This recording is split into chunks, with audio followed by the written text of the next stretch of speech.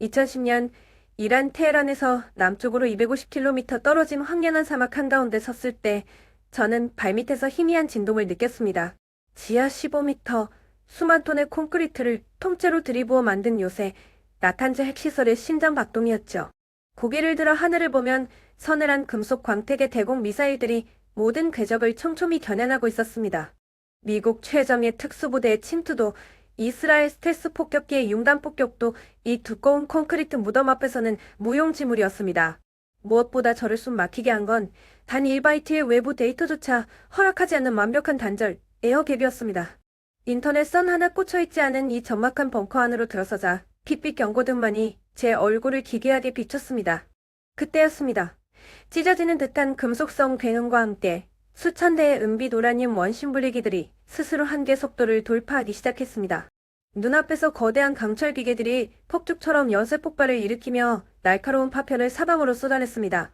파편을 뒤집어 쓴 채 바닥에 뒹구는 엘리트 과학자들의 두 눈에는 자신들이 무엇에 당했는지조차 모르는 순수한 공포가 맺혀 있었습니다. 매캐한 폭발과 화염 속에서 저는 똑똑히 깨달았습니다. 이 거대한 강철 요새를 무너뜨린 건 결코 폭탄이 아니라는 것을 말입니다. 그것은 무게도 형태도 없는 단 500kb짜리 텍스트 쪼가리 코드 한 줄이었습니다. 이름조차 생소한 스톡스넷, 인류 역사상 처음으로 현실의 물리적 세계를 파괴하기 위해 탄생한 사이버 대량 살상 무기, 제3차 세계대전을 피하면서 이란의 핵 개발을 파괴해야만 했던 자들, 미국 국가안보국과 이스라엘 8200부대의 은밀한 미래이 떠올랐습니다. 그들은 암호명 올림픽 게임이라는 극비 프로젝트를 위해 절대 열리지 않는 성문을 밖에서 두드리는 대신 아주 오래된 방식을 택했습니다. 인터넷만이 아닌 사람의 손끝, 거리의 카페나 주차장에 무심코 버려진 작은 USB 메모리 하나에 그 악마의 코드를 담았던 겁니다. 하청업체 직원의 거칠곳대에 묻은 손끝이 주차장 바닥에 떨어진 그 작은 이동식 저장 장치를 집어들었을 때 거대한 비극은 잉태되었습니다. 인터넷이 완벽히 차단된 통제구역 안, 무심하게 꽂혀버린 USB 메모리 하나가 마침내 난공불락의 성벽 안으로 트로이의 못말을 토해낸 겁니다. 평범한 악성 코드였다면 침투 직후 화면을 망가뜨리거나 데이터를 훔치며 요란하게 존재감을 드러냈을 겁니다. 하지만 이 녀석은 달랐습니다. 녀석은 감염의 흔적조차 남기지 않은 채 시스템의 가장 깊은 어둠 속으로 스며들어 죽은 듯이 숨을 죽였습니다. 놀랍게도 이 침묵의 살인마는 마이크로소프트조차 전혀 파악하지 못한 보안의 맹점, 이른바 제로데이 취약점을 품고 있었습니다. 암시장에서는 단 하나의 제로데이 취약점조차 수십억 원을 호가합니다. 그런데 이 코드는 무려 4개의 제로데이를 동시에 엮어 놓았습니다. 이것은 일개 해커의 솜씨가 아닙니다. 천문학적인 자본과 정보력을 쏟아부을 수 있는 거대한 국가, 권력만이 만들어낼 수 있는 괴물이었습니다. 괴물은 시설 내부의 수많은 컴퓨터를 소리 없이 전염시키며 네트워크의 미로를 유령처럼 배회했습니다. 수백 대의 일반 사무용 컴퓨터를 거치면서도 녀석은 아무런 파괴 공작을 하지 않고 차갑게 지나쳤습니다. 녀석이 노린 것은 오직 단 하나의 타겟, 우라늄 원심 분리기의 모터를 제어하는 독일 지멘스사의 S7315 제어기뿐이었습니다. 마침 내 어두운 네트워크의 바다에서 지멘스 제어기라는 목표물을 포착하는 순간 잠들어 있던 악마는 서서히 그 기괴한 눈을 떴습니다. 스톡스넷이 보여준 진짜 공포는 기계를 부수는 물리력이 아니었습니다. 그것은 인간의 이성을 완벽하게 조롱하는 기만전술이었습니다.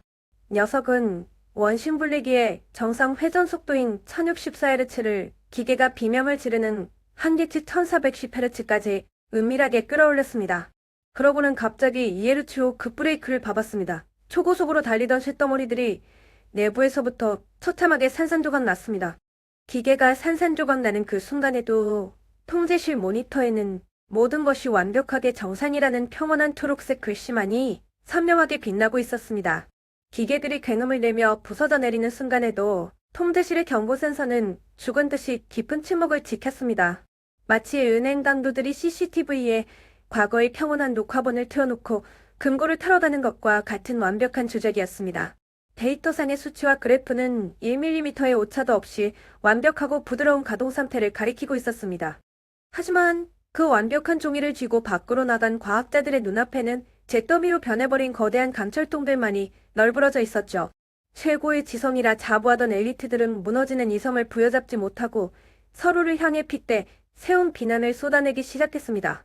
해킹당했다는 사실은 꿈에도 모른 채 수많은 엘리트들이 무능하다는 억울한 누명을 쓰고 국가의 부름에서 쫓겨났습니다.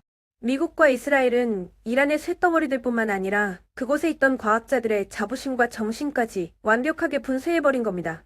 하지만 이 잔혹하고 완벽했던 유령의 작전도 한 직원의 낡은 노트북이 외부 인터넷망과 연결되는 순간 치명적인 균해를 맞이합니다. 2010년 6월 나탄지의 깊은 어둠 속을 배회하던 악마의 코드가 드디어 통제선을 넘어 전 세계의 네트워크로 쏟아져 나왔습니다. 동유럽 벨라루스의 한 작은 보안업체 연구원의 모니터에서 기괴한 덩치를 가진 정체불명의 파일이 처음으로 꼬리를 잡혔죠.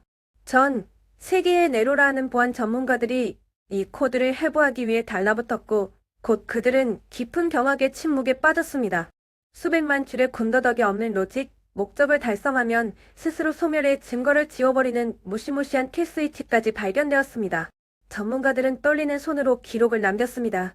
이것은 코드가 아니라 오직 파괴를 위해 주조된 디지털 크루즈 미사일이라고 말입니다.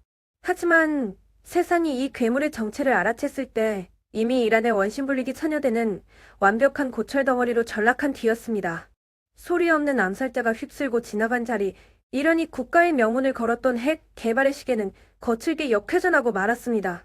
스톡스넷이 남긴 잿더미 위에서 전 세계의 안보 패러다임은 그날부로 완전히 뒤집히고 말았습니다.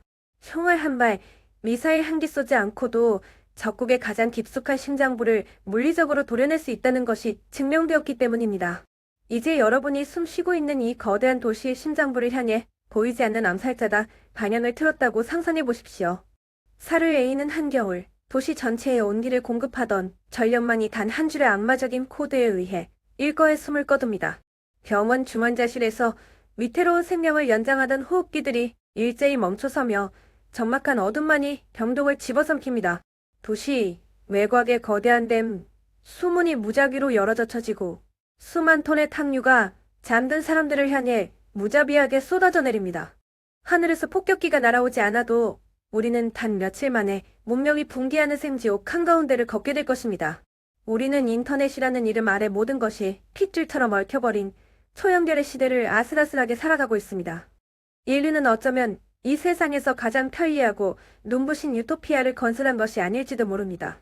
적들이 언제 어디서든 우리의 숨통을 완벽하게 끊어버릴 수 있는 가장 거대하고 치명적인 스위치를 우리 손으로 만들어 바친 것입니다.